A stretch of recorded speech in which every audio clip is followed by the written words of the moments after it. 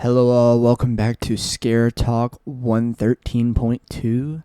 Today we're going to be checking out The Dark by Spoopy Titus 7x3 on Scary Stories. I'm sure you have all heard the old saying, don't be afraid of the dark. Be afraid of what's in the dark.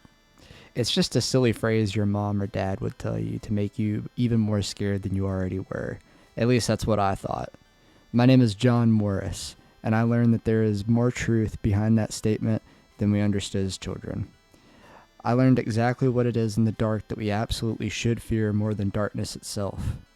I grew up in an even more backwoods part of a backwoods town, the kind of place where your nearest neighbor was 3 miles away and the nearest grocery store was an hour's drive or longer.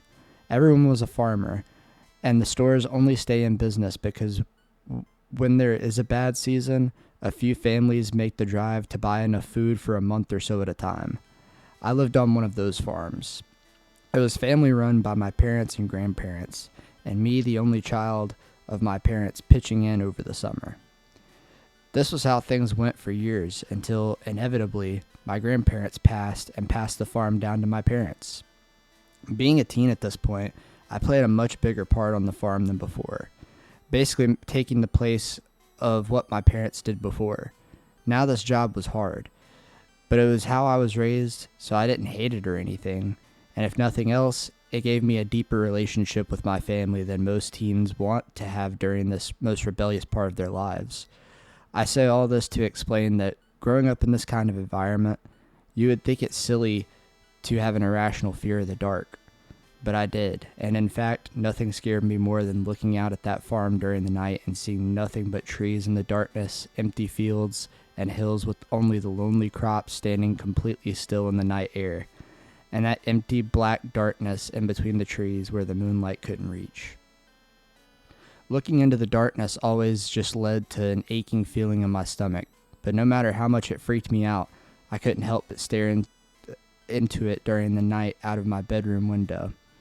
I don't know if it was some subconscious feeling that if I look into it long enough, I'll see something in it and be over my fear of something else compelling me. But I just couldn't look away whenever I started staring. Sometimes my dad would see me staring. He would hit me with that old phrase, that stupid old phrase that just made things worse. Listen, son, I don't know how many times I've got to tell you, don't be afraid of the dark. You only got to fear what's in it. He laughed and patted me on the back of the head before starting out of my room. What is in the dark, Dad?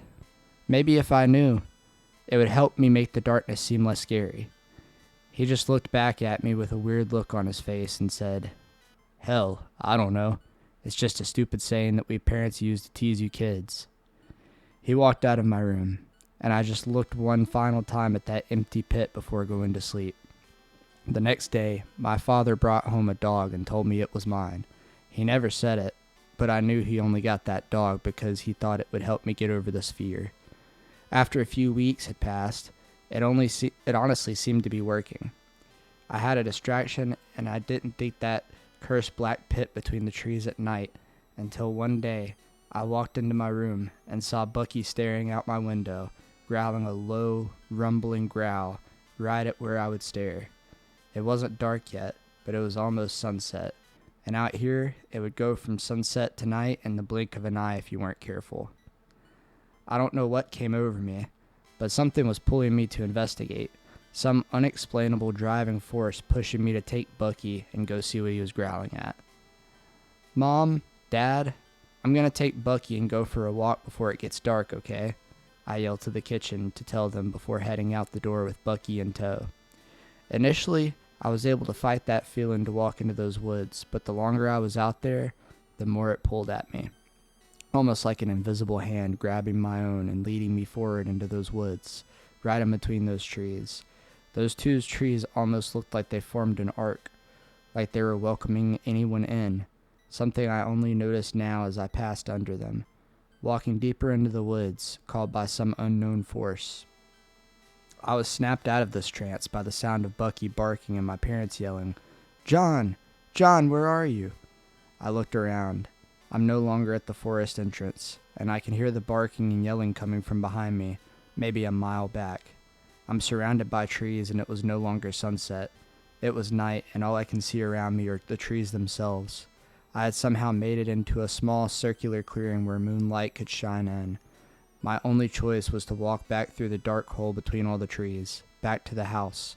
I braced myself to walk forward and step into the darkness, walking back towards the house. Working on that farm for years kept me in good enough shape to cover a mile or so in under just about 10 minutes. But after a few minutes of walking and only being able to follow the silhouette of trees in front of me, I began to hear another set of footsteps off to my sides. This didn't bother me at first because I assumed it was maybe another animal. To be honest, I was more concerned with being around by my biggest fear for it to really sink in at first. I sped up, but kept walking forward, wanting to get back to the house as quickly as possible, but that's when I heard another sound. This sound was an unintelligible whisper. I couldn't understand what it was saying, but I immediately knew this was the same force that drew me into these woods to begin with. Just a faint whisper, almost comforting, once again drawing me to it, and it didn't take long to find it either. I walked towards the whisper for less than a minute before I saw a figure approaching me, snapping me out of the trance once more, but it was already too late. Unable to think clearly in pure panic, all I can do is try to say something to the figure. "Hello? Can I help you?" The only response was once again that whisper, no longer faint but still unintelligible as the figure became more visible, and what I saw was so terrifying that words couldn't convey the doom that resonated from the creature and filled my soul. The figure wasn't really a creature, at least not an animal, but instead it was me, like looking into a cursed mirror.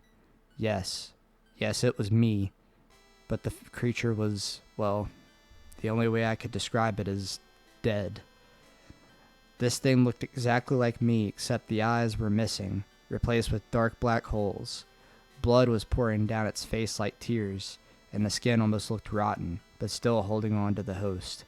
It opened its mouth, revealing no teeth, just empty darkness as it began to sprint towards me. Wasting no time, I immediately started sprinting back towards the house, barreling out of those woods at a breakneck pace and falling down in the yard, crawling towards the house. I stood up off the ground and turned back around towards the woods to see if it followed, and I saw it again, but only for a moment, as it slowly walked back between those god-forsaken trees, vanishing into the darkness between them. I couldn't see it anymore, but I knew it was watching me from the darkness with those empty black holes it used as eyes, so we couldn't see them watching us, patiently waiting for their chance to get us. After watching it disappear, I turned back around and runned into the house, giving my parents a hug before going to bed for the night, although I didn't sleep much because I was woken up by that terrible face in my nightmares. After a few days, I managed to recover, but I didn't stare into that darkness anymore because I know something is staring back. So next time someone tells you not to be afraid of the dark, take it to heart, because as much as the darkness is their ally, it's also ours, because once you see them, it's already too late. So, time for thoughts and conclusion on the dark. I thought that this story was very interesting. I thought that the build-up and suspense that was happening was really nice, setting up how there's really nobody around. There's, not really like food or sense of security around you at all. Like once you've left your house, it's just pretty much, blankness. Anything's really, going to happen at that point. But then, you get the dog and you finally go to the thing that's scaring you, and the dog's already kind of like a new sense of security. Then as soon as something happens and he's away from the dog, you have the parents looking for him, so it's already like, a mission to get him, and you know that it's going to be kind of okay, per se. And then you actually get to the, conclusion point where the scariness happens, like the scary thing is exposed, and it's just himself. Like, that was very disappointing. I was hoping for something way worse and more scary. Like, if you're trying to expose the dark, like the darkness out there, to be something scary, don't make it yourself. That's such a lame cop-out. It's like a Spider-Man 3 sort of cop-out. But, yeah, Yeah, I mean, overall, it was an interesting story. I liked the ideas that they came up with for building and suspense, but the overall conclusion and message of the story was just very blank. Not really what I would have hoped. But, there's more stories out there, and there will be more to come. So I hope you enjoyed watching, and have a great day.